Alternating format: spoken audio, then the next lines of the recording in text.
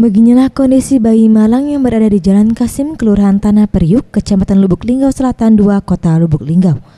Agar bisa mengeluarkan kotoran dari dalam perutnya, bayi berusia 9 bulan ini harus menjalani operasi di bagian perutnya.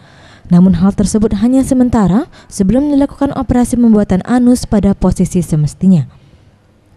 Sang ibu bayi, Siti Zulaihan, mengatakan dirinya dan suami sama sekali tidak menduga anaknya akan lahir dengan keterbatasan fisik. Dirinya mengaku selama hamil kondisi kandungannya normal dan tidak ada gejala sama sekali. Siti menambahkan operasi pembuatan anus sementara di bagian perut putranya sudah dilakukan di Rumah Sakit Muhammad Husin Palembang beberapa waktu lalu. Sedangkan untuk memiliki anus seperti umumnya anus orang normal, buah hatinya tersebut akan dilakukan lagi operasi lanjutan di Palembang pada pertengahan Maret mendatang.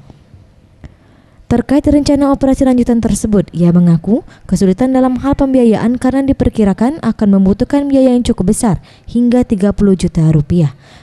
Pengen kalau ada dioperasi kan bisa normal cak anak-anak lainnya, mesin dari wajarnya dari anusnya, ya cukup sehat ya.